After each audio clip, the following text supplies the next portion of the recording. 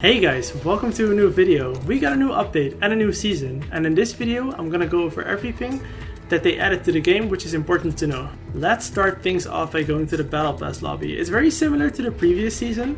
They don't have a customizable object anymore. I think 2 seasons ago we had a customizable character, and in previous season we had an umbrella, but they removed that for now. But they did keep in the punch cards, which are very useful because every punch card is guaranteed to give you 14,000 XP. They added a bunch of new ones, but there are also a lot of punch cards from the previous season, so they shouldn't be that difficult to unlock. I'll work on grinding on these after I finish this video. Then we have the Battle Pass. The one new thing that they added to the Battle Pass are the Awakening challenges. So every single character has a set of Awakening challenges. For example, you just saw Iron Man, and then Mystique has some as well. And what this does is that it unlocks your character's hidden emote. So for example, Mystique once is Shapeshifter, and you can't use this when you unlock her character at level 80. But once you reach level 86, you're gonna unlock the Awakening challenges. And what that allows you to do is go into your emote menu and then use the built-in one, which is Suit Up. And it looks a little something like this. That's very cool. The only downside to this is that you can't select this as an edit style. So if you go to your locker, there are no edit styles available. So it's literally, you can use this while you're in game and then your character will stay like this, or you need to play with the normal variant. By the time that this video goes online, I most likely will have uploaded a lot of challenge guides already, so if you're stuck with any one of them, you can just check out my channel, and I'll also include the links in the description.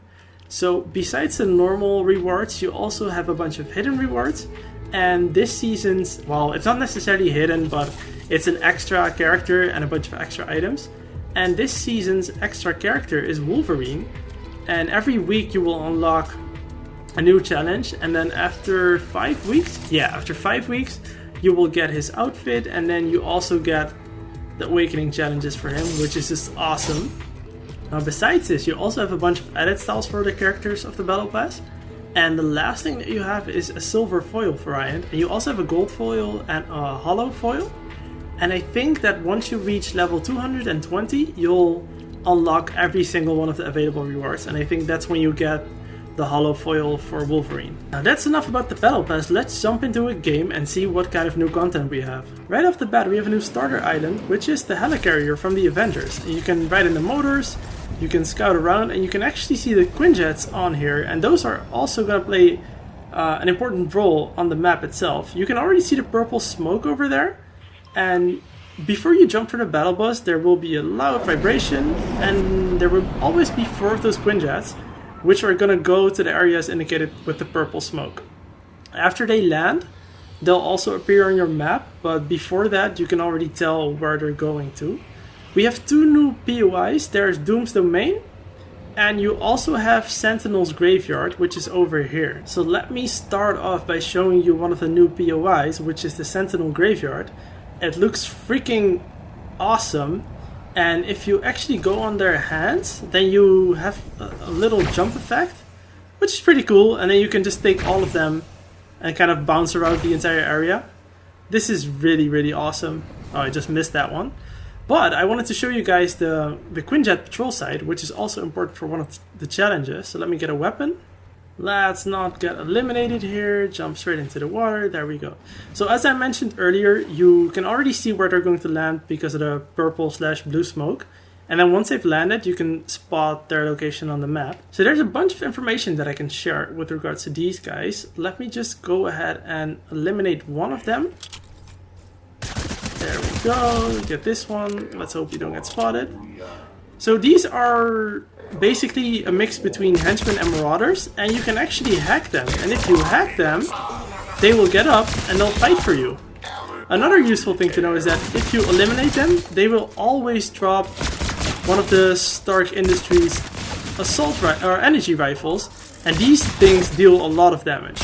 If you zoom in, then it's a bit like the infantry rifle. And if you don't use your zoom, if you just hip fire, then it's a little bit like an SMG. Very slow SMG. A really nice thing is that these guys, once you hack them, they'll just follow you around everywhere. So I can basically hack them and go all the way to the other side of the map, and they're just gonna follow you. There's always one chest inside here, which is a shield loose chest, and we have bandage bazookas back in the game. That's also useful to know. And then the last thing is that you have these little loot carriers.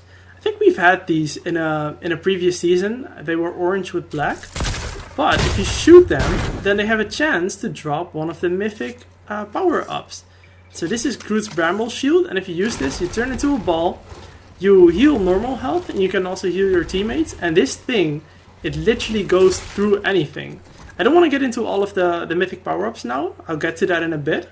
But yeah, there are two different ones that you can get from these carriers now. I think that usually there will be 4 or 5 of these carriers at every Quinjet patrol site. Unfortunately, the mobility has been nerfed a little bit. The launch pads have been vaulted, and they significantly reduced the spawn rate of cars. You still have boats, but not having launch pad makes it a whole lot more difficult to move around the map. Fortunately, one of those mythic power-ups is Silver Server's board, and if you get on top of that, it's kind of like a portable launch pad. So once you use it, then you'll fly up in the air. You won't go very high, but it's a very useful way to get around. I took a bit of damage here, so if I use Groot's Bramble Shield right now, I can basically just break through anything. You don't do damage to players, that's a bit unfortunate. But you also heal your normal health, which is just awesome. And one thing I forgot to mention is that the energy rifles that they drop, you can also upgrade them. Alright, so unfortunately at this moment we only have one boss location, which is Doom's Domain. And if you're playing a public match, then pretty much half of the lobby will land here, and the other half will be busy with their challenges because we got so much new stuff. The phone booths still work the same. You can disguise as one of the Doom henchmen. They look pretty cool. Let's go figure out where the boss is. He usually spawns here underneath the soccer field or in this mansion at the back. I brought my squad with me, but I'm not sure if they're gonna do something. Let's eliminate these guys first.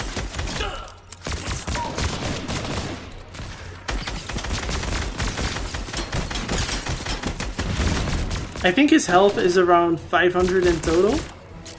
And as always, you can still shake them down. This guy looks so freaking awesome. And then when you kill him, he'll have 3 items, which are Dr. Doom's Arcane Gauntlets. And he has the... let me use this. And Dr. Doom's Mystical Bomb. And of course the vault key as always. Which is Dr. Doom's keycard, and you can use that right here. The vault layout is pretty similar to Brutus. You have a bunch of henchman chests, and then you have a bunch of paintings as well. They look pretty cool. Usually I find stuff like combat shotguns, scars, sniper rifles, like the usual stuff you tend to find from these loot boxes. A new thing that we have, or an unvaulted thing that we have, are the shockwave grenades. And you also have the portaforts back. Another nice thing that was added are the flame traps. Let me quickly get a nice little sacrifice for that flame trap. So if you put that on here, it's gonna shoot one burst of fire and it instantly deals 50 damage. It should have lit him on fire. Let's go for a retry. There we go. So with the previous traps, you were able to quickly go there, go back to the left and avoid them. But with this one, it's pretty much instant when they shoot out. So that's quite useful. Alright, let's talk a bit about the mythic weapons and mythic power-ups. So we already covered this one. It's Groot's Bramble Ball, and it goes through everything and it heals your character and your teammates. And then one that I don't have is Silver Server's board. And that one you can just press and you'll launch upward and then you get a glider. It's kind of like a one-time use of Jules' grappler gun. Then we have Dr. Doom's Mystical Bomb. This one you can charge and you can hold it for as long as you want. And it also travels a great distance. It deals 60 damage on impact, and it also sets certain areas on fire. For example, that tree. If you throw it on wood, then everything is going to burn. It is really, really useful to break opponent structures. The next one is Dr. Doom's Arcane Gauntlets. But this one you can actually fly, and you can jump from as high as you want, and you won't take fall damage when you land. And another functionality is that you can just shoot with it. It has unlimited ammo, and every single one of these hits, it deals splash damage. And it does 35 damage per hit. So let me show you the destructive power of the mystical bomb on an actual building. If I'm correct, the entire site should go out. There we go, and everything is on fire. This is so awesome. Another important thing to talk about is fishing. They kind of nerfed the floppers. They only give you 40 health instead of 50. And they added so many new fish. They also added jellyfish, and they added a nice little punch card that you can access when you go through your map. And you can compete with regards to the size of your fish with your friends. You have like a little leaderboard, which is pretty cool. There's a fish that gives you thermal vision. There's a fish that supposedly turns all of your weapons to gold. I think it's the Midas fish. And the best thing is that you can also upgrade your fishing rod now. So let me go ahead and see what we can catch with a normal one. There's a nice little spicy fish. I have no clue what that does. I think there's also a fish that lowers your gravity so that you can jump higher and stuff like that. We have the slurp fish. Just completing my my punch card for the first time because I haven't actually fished yet.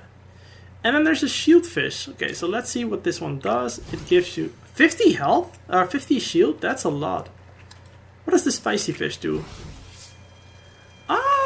So that's kind of like a pepper effect. Cool. Ooh, I actually got the thermal fish. I think this is a pretty rare find. I'll save it for a little bit. Let me first go ahead and upgrade the fishing rod.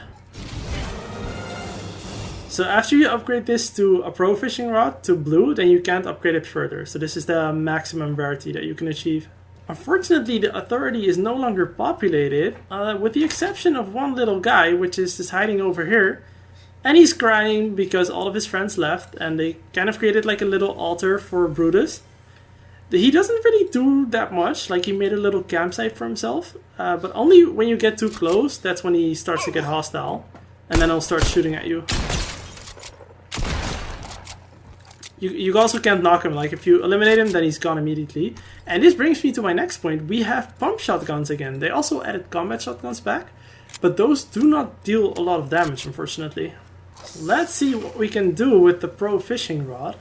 You have an increased chance of spawning higher rarity items. I think that pretty much everything will be blue or better, but maybe there's also still a possibility of getting lower items than that. Okay, we got all kinds of blue weapons. That's just awesome. So let's go ahead and use this thermal fish. I am really curious what this looks like. I haven't done this before. That is dope. Oh my god. This is so useful to spawn or to spot your opponents. Holy crap, that's awesome. Let's see if we can get something else that's interesting. So there are certain types of fish that you can only catch depending on the time of day. I have no clue what time of the day it is. I think it's daytime. But there are certain types of fish that you can only spawn during the nighttime, and then they'll have special effects. I am also not sure how long this effect is going to last. Oh, there we go. Okay, so it lasted for about 20, maybe 25 seconds. That's gonna be it for this video. I'm pretty sure that they'll add more content as the season goes on, and I'm expecting more mythic power-ups, mythic weapons, and hopefully also a new boss. I really enjoyed having a variety of bosses in the previous season, but we went from 6 to 3 and now to 1.